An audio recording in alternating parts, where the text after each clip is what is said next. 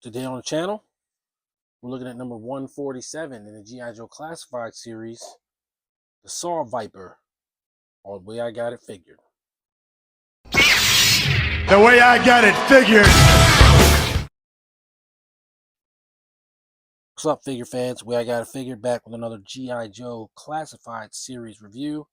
This time we're looking at one of the ones that's sort of overdue. We're looking at the Saw Viper semi-automatic weapon. This is one of the figures in the later years of Real American Hero, and one of them, of course, is infamous for killing off a lot of the G.I. Joe team in the issue 109, 110, somewhere in there, using his semi-automatic weapon. And of course, in the comic book, they only ever had one Saw Viper, even though he wasn't supposed to be just one Saw Viper, but that's what they did in the comic book. So people think of him in a singular manner. But when I was a kid, we had two or three of them. And then the comic kind of came out and Saw Viper was only one and yada yada. But, it's the same figure, but it was never really meant to be just one of them. So, as always, we're going to start with the packaging. And of course, he is in the new Universal packaging. He's looking pretty cool in there. Got a pistol, a couple extra things. He's number 147. I really like the side art. That's pretty cool. You've got his file card symbols and his QR code to nowhere. I really think they need to do something about that. You got some nice figure photography on the back. The call out to Doc. Doc's helmet is there. And yeah, Doc was brutally killed by a Saw Viper in on the issue where they started killing off Joes left and right. Almost too brutally. I don't think Doc deserved to go out that way, but there's the call out to it. He's got a little sub mask on under there and some nice little inserts of his helmet, and that's pretty cool. As for his file card symbols, the Saw Viper is packing a 1 Marksman, 2 heavy weapon, 1 stealth, and 3 environmental specialist knight. I don't know why they make him a knight specialist, or why he has to have a 3. A 3 is pretty high. I think a Night Viper would be packing something like that. But that's what they gave him. Who knows what the thought is going into it. I don't remember Saw Viper being a night specialist, but hey, maybe the green goggles are supposed to be like night vision goggles or something. I don't know. So that's it for the packaging. We're going to get the Saw Viper out and see what we can see. We're back with the Saw Viper and his accessories. Comes with quite a few things, most of which are new. But he does have a little bit of reuse, I guess. That's okay. Unless I'm mistaken, of course, and I might be. So let's go through it. So, of course, he starts with this backpack, and I believe this is the same backpack that comes with Tiger Force Roadblock, which is why I think this is the reuse. I don't have Roadblock out right now, so I can't really verify it, but I believe this is the same backpack that Roadblock comes with. And he has a sidearm, and this is definitely new. I don't have this particular pistol in my arsenal.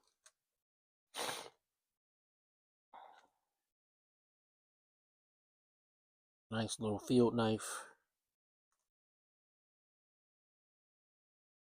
The Saw Viper helmet.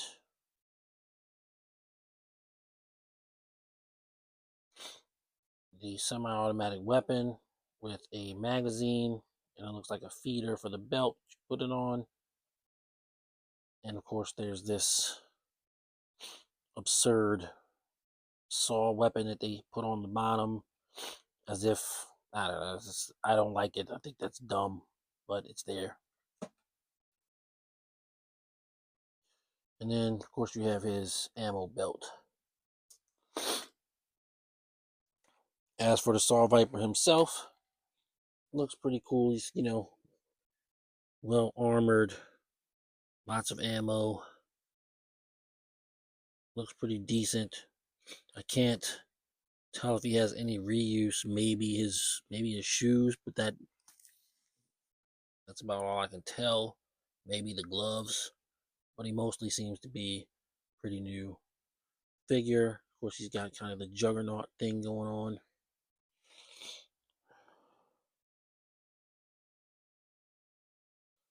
And it's removable, so you can kind of maybe get the look of the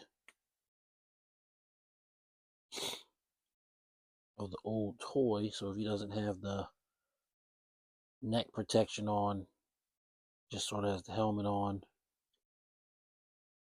it's interesting.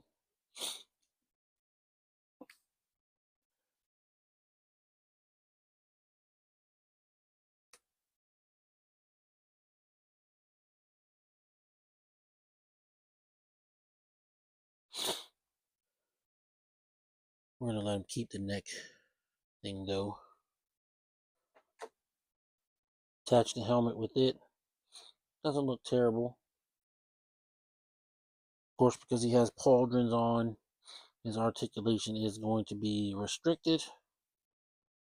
Ab crunch is likewise restricted because of the vest. He has a decent kick. Kicks back decently far. But he's pretty much a standard G.I. Joe Classified Series figure. He has the drop down knees and all of that. And I think he looks decent. It's a decent looking modernized Saw Viper. So we're going to get him geared up.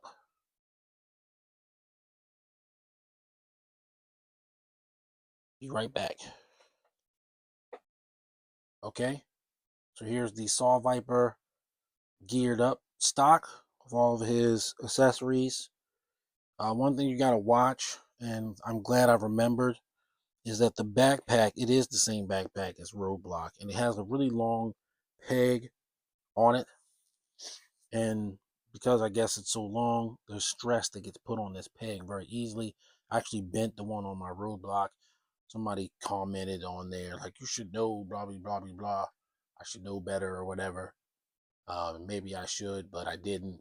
But this time, we didn't have that. Now, it is showing a stress mark on the backpack, but I didn't force it in. I just eased it in, and still has a stress mark. So even knowing what was going to happen, um, you got to be careful with it. But everything fits on him. He can hold his gun pretty decently. Um, the saw comes off, but it goes on very easily. And the belt feeder wasn't difficult or anything like that. So that's how he is stock. I'm not sure I'm going to go 100% stock on it though. I don't know. That saw is just bothering me. I just think it's so dumb. It's almost like it's so on the nose. Just bothers me in its obviousness. But it is a pretty cool package, all assembled and everything. He's ready to mow down G.I. Joe and whoever else Cobra directs him to mow down.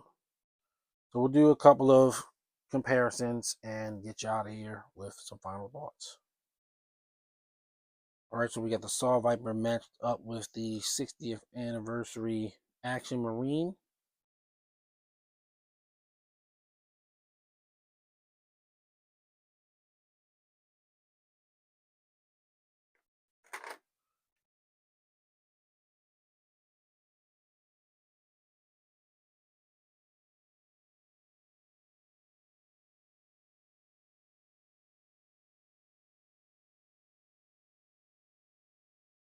The retro card, Cobra Commander.